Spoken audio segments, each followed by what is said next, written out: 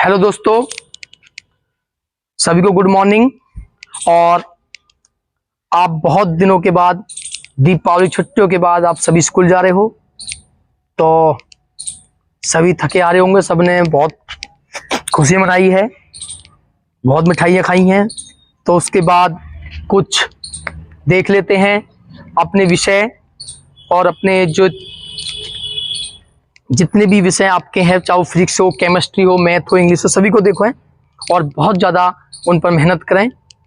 तो उसी विषय में अब हम जो है आपके सामने एक 11th क्लास के बच्चों के लिए, जो यूपी बोर्ड के बच्चे हैं, उनके जो विषय है भौतिक विज्ञान, फिजिक्स का एक चैप्टर है सरल रेखा में गति, इसको स्टार्ट करने जा रहे हैं, जिसका ये पहला पार्ट है आज। और इस पार्ट के साथ साथ ये चैप्टर आपको कंटिन्यू जब तक कंप्लीट नहीं हो जाता, इसी के पार्ट चलते रहने हैं। उसमें मैं आपको इसके जो बेस है उसके बारे में बताता हूँ।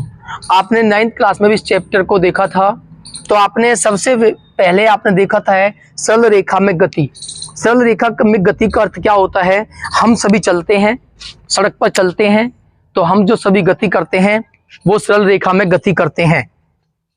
हम सभी सरल रेखा में गति करते हैं। तो जब आपका जो देखा होगा आपने कि कोई बस चल रही है, कोई ट्रेन चल रही है, कोई कार चल रही है, हम साइकिल चलाते हैं, स्कूटर चलाते हैं, बाइक चलाते हैं, ये जो चलती हैं ये कभी उड़ती नहीं है, ये ऐसे नहीं चलती, ये सभी एक सड़क पर गति करती हैं और इसी गति को हम कहते हैं सरल रेखा में गति।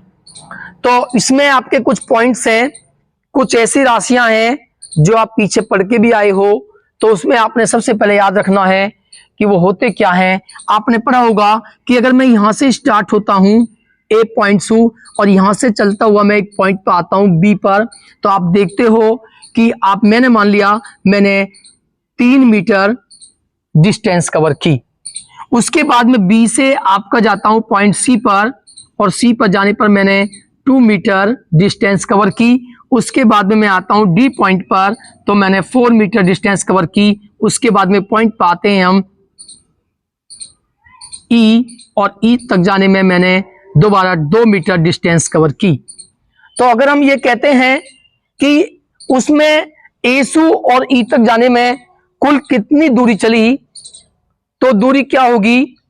वो दूरी होती है जो आपने टोटल रास्ता तय किया है उस समय में, वो दूरी होता है कुल रास्ता। यानी कि जो दूरी होती है किसी समय में तय किया गया कुल रास्ता दूरी कहलाता है। ये इसकी डेफिनेशन है। किसी समय में, किसी निश्चित समय में जो भी आप रास्ता तय करते हो वो दूरी है। और आप देखते हो यहां से अगर आप दूरी निकालते हो इसकी, तो आपने जो दूरी तय की है, जो रास्ता तय किया है ए से बी तक जाने में आपने 3 मीटर, और उसके बाद में आपने बी से सी तक जाने में 2 मीटर, और उसके बाद में आपने सी से डी तक जाने में 4 मीटर, और उसके बाद में डी से ई तक जाने में आपने 2 मीटर ये रास्ता तय किया है। तो यही आपकी दूरी है। आप इन सबको प्लस करोगे, 3 2 5 4 9 और 2 11 मीटर आपने टोटल दूरी तय की है। तो दूरी की ये नहीं है कंडीशन कि आप ए से बी या बी से सी या सी से, नहीं, आप किसी भी साइड से इसे प्लस कर सकते हो, नाप सकते हो। इसलिए दूरी जो होती है वो आपकी, मैं आपको पिछली वीडियो में जो करा चुका हूं सदिश और अदिश में, दूरी आपकी एक अदिश राशि है। और इसका जो मात्रक होता है दूरी का वो मीटर होता है। इसका मात्रक होता है मीटर, जिसे m से शो करते हैं, और ये जो राशि है वो एक अदिश राशि है। तो दूरी जो होती है वो एक अदिश राशि होती है। इसी प्रकार और भी राशि है जो दूरी को बाद में हम देखते हैं विस्थापन के विषय में। तो विस्थापन क्या है? हमने यहां से ये तो फाइंड किया कि ये दूरी है, जो तय रास्ता आपने किया है दूरी है, बट विस्थापन क्या हुआ इसका? विस्थापन की डेफिनेशन क्या है? यहां पर विस्थापन क्या है? मान लीजिए आपने यहां से जो आप चले थे, ये आपका प्रारंभिक बिंदु है, ये प्रारंभिक बिंदु है आपका, और ये है आपका फाइनल पॉइंट, अंतिम बिंदु ई। ई आपका अंतिम बिंदु है, और ये ए और ई जो बीच की जो डिस्टेंस है, ये मान लेते हैं हमारी 5 मीटर है। तो हमारा विस्थापन क्या होगा? विस्थापन क्या होता है, क्या इसकी डेफिनेशन होती है, क्या इसकी परिभाषा होती है? दूरी की परिभाषा होती है तय किया गया रास्ता, जो भी आप रास्ता चलोगे वो आपकी दूरी है। परंतु विस्थापन क्या है? विस्थापन होता है जो यहां से आप चले हो, जिस बिंदु से आप चले हो वो बिंदु, और जब बिंदु पर जाकर आप रुके हो, उस बिंदु के जो बीच की दूरी होती है उसे हम विस्थापन कहते हैं। तो आप देखते हो आपका जो प्रारंभिक बिंदु था वो ए था, और अंतिम बिंदु था आपका ई, और अंतिम बिंदु और प्रारंभिक बिंदु को जो बीच की दूरी है वो 5 मीटर है। तो 5 मीटर ही आपका विस्थापन है। तो विस्थापन जो होता है उसकी डेफिनेशन होती है प्रारंभिक बिंदु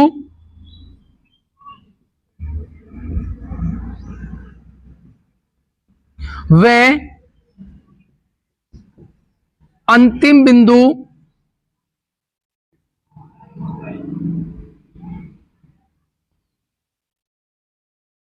के बीच की दूरी को विस्थापन कहते हैं। ये इसकी डेफिनेशन है। दूरी में टोटल रास्ता जो तय करते हैं उसे प्लस करते हैं, विस्थापन में प्रारंभिक और अंतिम बिंदु के जो बीच का डिस्टेंस होती है, दूरी होती है, उसे विस्थापन कहते हैं। तो यहां पर आप देखते हो जो विस्थापन हुआ है आपका, वो निकल के आता है आपका 5 मीटर। और विस्थापन जो है एक सदिश राशि है। क्यों? क्योंकि आप प्रारंभिक और अंतिम बिंदुओं को ही प्लस करोगे। तो ये राशि जो होती है वो एक सदिश राशि है, और इसका जो मात्रक होता है ये भी मीटर में ही नापी जाती है, इसलिए इसका मात्रक मीटर है। तो ये आप देख रहे हो विस्थापन और दूरी है। उसके बाद में इसमें एक पॉइंट आता है जिसे कहा जाता है जड़त्व। तो जड़त्व क्या होता है? जड़त्व होता है कि अगर कोई वस्तु मेज पर रखी हुई है तो वो मेज पर ही होगी, और यदि आप किसी सड़क पर बस चलती हुई को देखोगे, चलती हुई बस को देखोगे तो चलती ही रहती है, तो वो उसका जड़त्व है। यानी कि कोई वस्तु जिस अवस्था में है वो जड़त्व में है। अगर वो गति अवस्था में है तब भी उसमें जड़त्व है, और अगर वो विराम में है, रुकी हुई अवस्था में है, तब भी उसमें जड़त्व है। तो कहने का अर्थ है कि जड़त्व क्या है? कोई वस्तु जिस अवस्था में होती है वो उसी में रहने का प्रयत्न करती है, यही जड़त्व है। अगर वो गति अवस्था में है तो वो गति अवस्था में रहने का ही प्रयत्न करती है, तो वो जड़त्व है, गति का जड़त्व है। और अगर कोई वस्तु रुकी हुई अवस्था में है, विराम अवस्था में है, तो वो विराम में ही रहने का प्रयत्न करती है, तो वो विराम का जड़त्व है। तो जो जड़त्व होते हैं वो क्या होता है? जड़त्व आपका देखोगे कि जो जड़त्व होता है, कोई वस्तु जिस अवस्था में है वो उसका जड़त्व है। तो जड़त्व के आधार पर ही न्यूटन में भी आपके कुछ नियम दिए थे। तो जड़त्व है आपका है, जड़त्व क्या है? कोई वस्तु जिस अवस्था में होती है वो उसी अवस्था में रहने का प्रयत्न करती है। यानी कि परिभाषा होती है कोई वस्तु जिस अवस्था में होती है उसी अवस्था में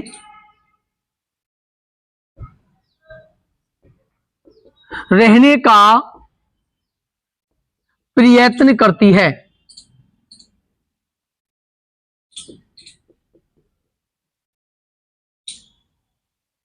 यह जड़त्व है। अब आप जड़त्व का जो होता है, ये आपका जड़त्व 2 प्रकार का होता है। एक होता है आपका गति का जड़त्व,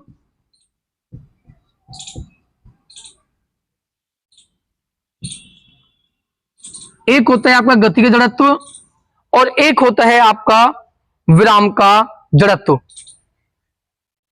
तो जो विराम का जड़त्व होता है और गति का जड़त्व होता है, उसमें जो गति का जड़त्व है, यदि कोई वस्तु गति अवस्था में है तो गति में रहने का ही प्रयत्न करती है, इसे हम गति का जड़त्व कहते हैं। यदि कोई वस्तु गति अवस्था में रहने का प्रयत्न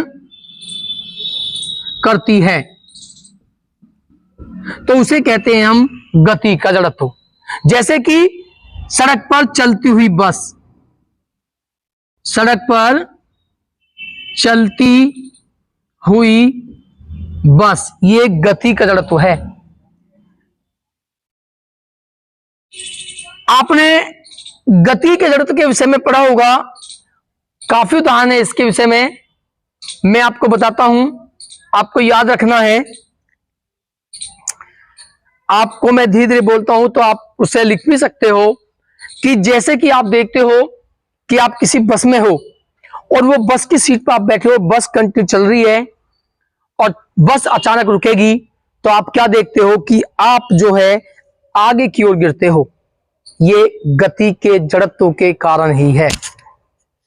ऐसा क्यों? क्योंकि जब बस चलती है, जब बस चल रही थी तो आप भी और सीट भी और बस तीनों ही गति अवस्था में थे। जैसे ही ड्राइवर ब्रेक लगाता है तो जो बस थी वो बस और आपका जो सीट के संपर्क वाला शरीर के नीचे वाला भाग था वो एकदम तुरंत ही विराम में आ जाते हैं बस के साथ। परंतु जो आपके शरीर का जो ऊपरी भाग होता है यह पूर्व अवस्था यानी कि विराम में रहने का ही प्रयत्न करता है। तो जब विराम में रहने का प्रयत्न करता है इसलिए ये विराम में नहीं, गति अवस्था में रहने का प्रयत्न करता है, इसीलिए बस तो रुक जाती है परंतु जो शरीर का ऊपरी भाग होता है वो कुछ दूरी पर जाकर यानी कि आप देखते हो आगे की ओर गिरता है। यानी कि अगर ये डिस्टेंस है उसकी तो कुछ दूरी 1 या 2 सेंटीमीटर या इंच कुछ दूरी पर जाकर आगे की ओर झुक जाता है या अगली सीट से आप टकरा जाते हो। तो ये आपके गति के जड़त्व के कारण ही है। बहुत से ऐसे कारण हैं। इसके बाद में आपका एक होता है विराम का जड़त्व। तो जो विराम का जड़त्व होता है ये क्या होता है?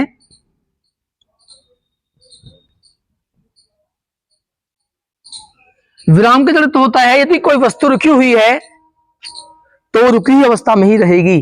आपकी बुक है, अगर वो टेबल पर रखी हुई है वो टेबल पे ही रखी होगी तो उसमें जो जड़त्व है वो विराम का जड़त्व है। यानी कि यदि कोई वस्तु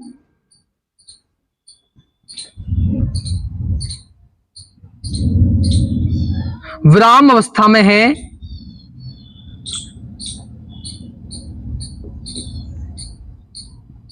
तो वह विराम अवस्था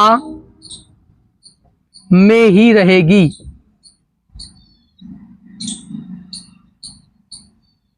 इसे विराम का जड़त्व कहते हैं।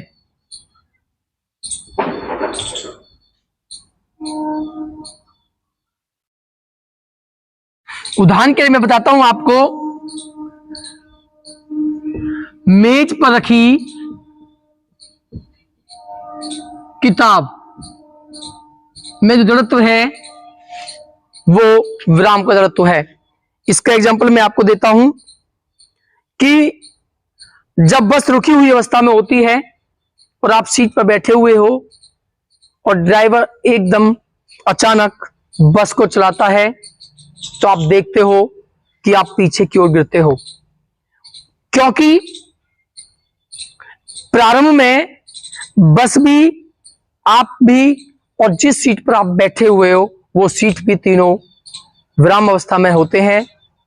जैसे ही ड्राइवर अचानक बस को चलाता है तो बस और सीट के संपर्क वाला जो शरीर का निचला भाग है वो तो गति अवस्था में आ जाते हैं, परंतु जो ऊपरी भाग होता है शरीर का वो क्या होता है, विराम में रहने का प्रयत्न करता है, जिससे कि वो पीछे की ओर गिरता है।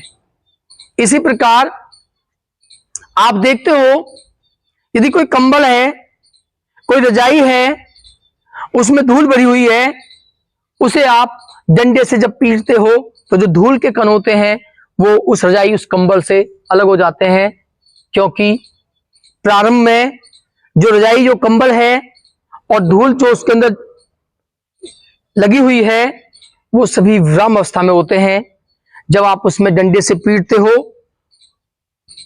तो डंडे से पीटने पे क्या होता है, जो कंबल के जो कंबल होता है वो तो गति अवस्था में आ जाता है, परंतु जो धूल के कण होते हैं वो विराम अवस्था में रहने का प्रयत्न करते हैं और वो उससे अलग हो जाते हैं। इसी प्रकार आप देखते हो कि जब कोई फल किसी पेड़ की डाली से लटका हुआ है और आप उस डाली को तेजी से हिलाते हो तो फल टूटकर नीचे गिर जाता है। ऐसा क्यों होता है?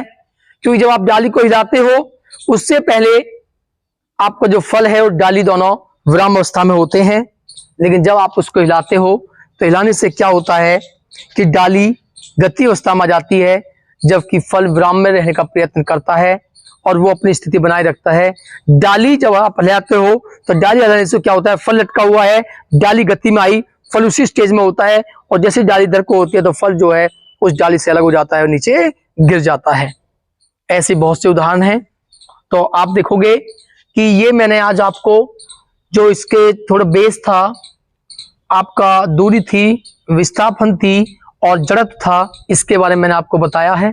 नेक्स्ट वीडियो में मैं आपको बताऊंगा कि जो त्वरण क्या होता है और जो गति के समीकरण होते हैं फर्स्ट, सेकंड और थर्ड, वो कैसे प्रूव होते हैं, क्या होते हैं, वो मैं आपको नेक्स्ट वीडियो में बताऊंगा।